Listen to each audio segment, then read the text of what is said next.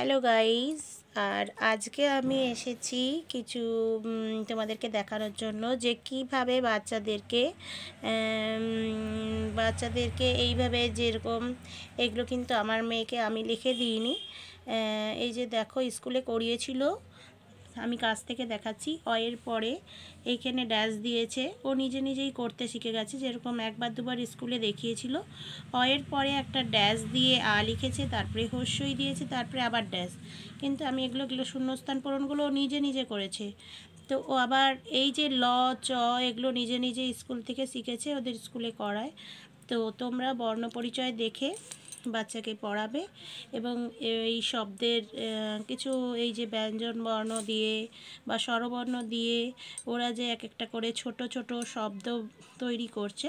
তো দেখো, লয়ে যেরকম লাঠি লিখেছে আমার মেয়ে, এতে একতারা লিখেছে, চয়ে লিখেছে চিল, ঔতে লিখেছে ঔষধ, আর তালে বর্ষতে লিখেছে শট, অয়ে অজগর, পয়ে পায়রা লিখেছে নিজে নিজে, হর্ষইতে ইঁদুর, কিছু কিছু ভুল থাকলেও কয়ে কাঁচা লিখেছে, ওইতে ঐরাবত, বর্গীয় যাতে জল লিখেছে, আয়ে আম লিখেছে, ময়ে মামা লিখেছে। যেগুলো সহজ সেগুলোই আগে লেখাবেন। হর্ষউতে উট লিখেছে এবং বর্ণপরিচয়টা ভালো করে পড়তে হবে। আর নিজে নিজে ও কিন্তু এখনও সেইভাবে একার হর্ষইকার বা হর্ষকার জানে না, ওগুলো দেখে দেখেই শিখেছে। ওতে ওর লিখেছে, ফয়ে ফুল লিখেছে, রতে কিন্তু রাজহাঁস লিখেছে, রিতে লিখেছে ঋষি, ভয়ে ভালুক লিখেছে, হর্ষ দীর্ঘতে উষা লিখেছে, এটা দীর্ঘতে উষা লিখেছে। আমি একে সবই রাইট দিয়েছি। আর এইভাবে বলো, তুমি কিসে পড়ো এখন? আমি এখন প্রভাত। একটু সোজা হয়ে বসো। প্রভাতে পড়ো, তাই তো? আচ্ছা, এগুলো কি তোমাদের স্কুলে শিখিয়েছে? না, এগুলো আমাদের স্কুলে কিছু শেখায়নি। আর আমি তো দেখেছিলাম একবার যে আমাকে একদিন করতে দিয়েছিল, যেমন সংখ্যায় লেখো যেরকম হয় না, ওই যে এক দুয়ের বানানগুলো, সেগুলো আমি লিখেছিলাম আগে। আচ্ছা, এগুলো আমি দেখানোর চেষ্টা করছি। এগুলোও তো আমি লিখতে পারি। এগুলো কিন্তু ওকে আমরা শেখাইনি। ও কিন্তু 12 বয়াকার রয় ওকারে রো, আমি ওকে বলেছিলাম যে রয় ওকার হবে, তখন ও 12 লিখলো, 13 এগুলো ছোট ছোটগুলো। এগুলো সব আমি প্রভাতেই লিখেছি, মানে ঠাকুমা এই 1 2 4 এগুলো সব লিখে দিয়েছিল, দিয়ে ড্যাশ দিয়ে দিয়েছিল এই সংখ্যাগুলো। এগুলো সব বলেছিল যে আজকে আমি তোমাকে 1 থেকে 15 দিচ্ছি, তারপরের দিন 16 থেকে 20 দিব, তারপরে আর দিতেই ভুলে গেছে। তারপরে 15-র পরে এগুলো উল্টা পাল্টা করে সব ব্যঞ্জন বর্ণ বা স্বরবর্ণ দিয়ে মিশিয়ে মিশিয়ে কিছু বানান বানানো হয়েছে। এগুলো হচ্ছে ওলট পালট করে দেয়া হয়েছে।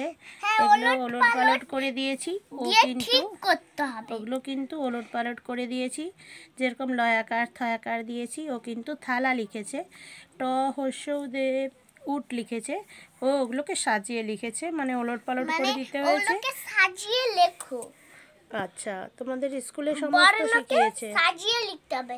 ফার্স্টে আমাদেরও ওরকম শিখিয়েছিল যে ফার্স্টে তোমরা উল্টা পাল্টা লেখো, দিয়ে ড্যাশ দিয়ে দিতে হবে, তারপরে সেটা করতে হবে না, যে সেটা তো বাড়ির কাজ।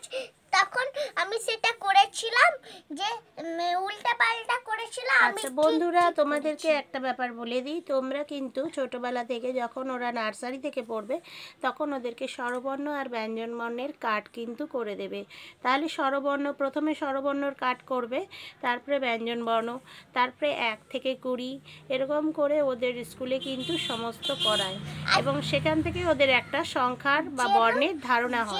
যেরম বাচ্চারা এরম লিখতে পারে, কিন্তু এত কঠিনগুলো নয় যেগুলো বাচ্চারা ভুলভাল করে লিখে দিচ্ছে। সে বা দূর সংখ্যার, এই যে দূর সংখ্যার মানে কিছু নেই, যারা এতটুকু বাচ্চা তাদের জন্য এগুলো দরকার, এগুলো সব দরকার। দেখো, প্রথমে ছোট ছোটগুলোই আগে শিখতে হবে, বাচ্চারা তো কঠিন জিনিস শিখতে পারবে না। আমি ছোটবেলায় আগে যেগুলো আমার ছোটবেলায় এই দিচ্ছিল, তারপরে বড় হয়ে এগুলো সব বানান দিয়ে দিচ্ছি। আচ্ছা, আজকে আপনারা ছোট ছোট বাচ্চাদেরকে আপনারা কার্ড বানিয়ে বানিয়ে দেখাবেন, শেখাবেন। আর এখন এই এক সংখ্যারগুলো দিচ্ছে না, এখন এগুলোর দিচ্ছি। প্রথমে আপনারা একে একে এই যে দেখুন 1 থেকে 10 পর্যন্ত শেখালেন, আস্তে আস্তে তারপরে 11 থেকে এরকম শেখাতে শুরু করলেন, তাহলে বাচ্চাদেরকে একটা আর আর আপনারা কিন্তু আগে আগে এগুলো শিখাতে হবে, এগুলো, তারপর সব হস্য দীর্ঘর এগুলো। আচ্ছা, নমস্কার।